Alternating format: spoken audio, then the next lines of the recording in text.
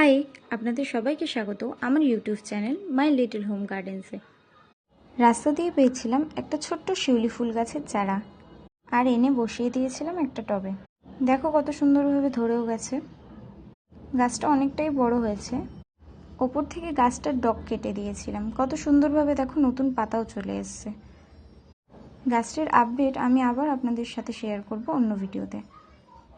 দেখা হচ্ছে নেক্সট ভিডিওতে। টাটা। হাই।